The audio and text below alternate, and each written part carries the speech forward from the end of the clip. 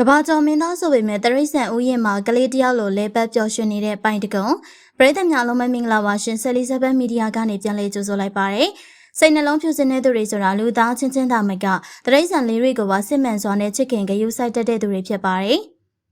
မြန်မာနိုင်ငံကကဘာကျော်မင်းသားပိုင်တကုံဟာဆိုရင်တရိတ်ဆန်လေးတွေကိုအရန်ချစ်တတ်တဲ့သူတယောက်ဖြစ်ကြောင်းအားလုံးလည်းသိကြမှာပါသူအနေနဲ့အနုပညာအလုပ်တွေကိုလုပ်ကင်ပြီးတော့ဘလောက်ပဲကဘာကျော်တဲ့အထိအောင်မြင်နေပါစေတရိတ်ဆန်လေးတွေနဲ့တွေ့လိုက်တဲ့အခါမှာတော့ကလေးတယောက်လိုမျိုးပဲပျော်ရွှင်သွားခဲ့ရပါအခုလည်းသူရဲ့ချစ်လာစွာသောဇနီးတဲ့လေးနဲ့အတူရန်ကုန်မြို့တရိတ်ဆန်ဥယျာဉ်ကြီးမှာကလေးတယောက်လိုမျိုးပျော်ရွှင်စွာနဲ့လဲပတ်နေတဲ့ပုံရိပ်လေးတွေကိုချပြလာခဲ့ပါတယ်ပန်တဂွန်ကမြန်မာနိုင်ငံမှာဆိုရင်တရိတ်ဆန်လေးတွေကိုအချက်တက်ဆုံးမင်းသားတစ်လက်အဖြစ်စံချိန်တင်ထားခဲ့တဲ့သူဖြစ်ပါတယ်။သူရဲ့အိမ်မှာဆိုရင်မွေးမြူထားတဲ့တရိတ်ဆန်လေးတွေဆိုတာကရေတွက်လို့တောင်မကုန်နိုင်တော့ပါဘူး။တကယ်တရိတ်ဆန်ဥယျာဉ်ကြီးတစ်ခုလိုမျိုးအင်မတန်ရှားပါလာတဲ့အကောင်တွေကအစအကုန်လုံးကိုမွေးမြူထားခဲ့ရဖြစ်ပါတယ်။တခါတလေမှဆိုရင်သူမွေးမြူထားတဲ့တရိတ်ဆန်လေးတွေနဲ့အတူစော်ကစားနေတဲ့ပုံရင်လေးတွေကတကယ်ကလေးတယောက်လိုမျိုးပဲဖြူစင်လွန်လှပါတယ်။ဒီနေ့တော့ကလည်းသူ့ရဲ့လိတ်ကလေးကိုစကိတ်ကြီးတက်ပေးပြီးတော့ပေါက်ကရတွေလောက်ကစော့နေခဲ့ပါသေးတယ်။ဒီလိုမျိုးပန်တဂွန်တယောက်တရိတ်ဆန်လေးတွေအပေါ်မှာအရန်ကိုချစ်တတ်တဲ့အတွက်သူ့ရဲ့အင်ကြီးကိုလည်းတရိတ်ဆန်ဥယျာဉ်အဖြစ်ပြောင်းလဲထားခဲ့ပါပြီ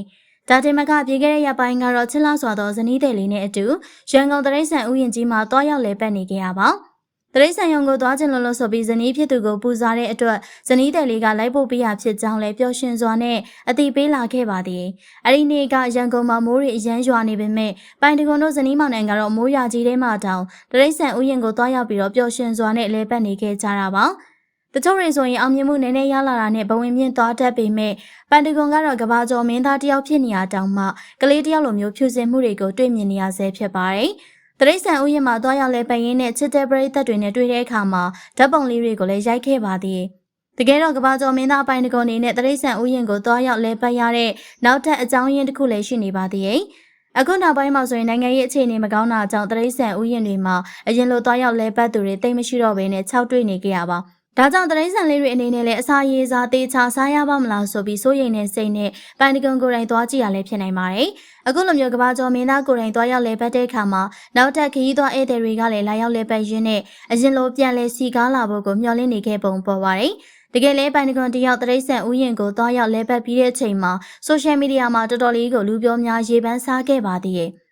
ပိုင်တကွန်ကိုသူ့ရဲ့ဇနီးတဲ့လေးကတရိတ်ဆန်ဥယျာဉ်ကိုလိုက်ပို့ပေးခဲ့တယ်လို့မျိုးသမီးစားဆောင်တွေကလည်းတရိတ်ဆန်ဥယျာဉ်ကိုသွားရောက်လဲပတ်ဖို့အတွက်အပြန်အလှန်ပူဇော်နေကြတာဖြစ်ပါတယ်။ဒါကြောင့်မဲပိုင်တကွန်ရဲ့လုပ်ရက်လေးကတော့တကယ်ကိုမှထိရောက်ပြီးတော့သူချစ်ရတဲ့တရိတ်ဆန်လေးတွေအတွက်အကျိုးရှိစေရဖြစ်ပါတယ်။ကဘာကျော်မင်းသားဆိုပြီးမမနာမကြည့်ပဲတရိတ်ဆန်ဥယျာဉ်မှာကလေးတယောက်လိုပျော်ရွှင်စွာနဲ့လဲပတ်နေတဲ့မင်းသားပိုင်တကွန်ကိုကြည့်ပြီးပရိသတ်ကြီးတို့လည်းတရိတ်ဆန်ဥယျာဉ်ကိုသွားရောက်လဲပတ်ချင်နေကြပြီလားရှင်။အဆုံးထိကြည့်ရှုပေးရတဲ့အတွက်အားလုံးကိုကျေးဇူးတင်ပါတယ်ရှင်။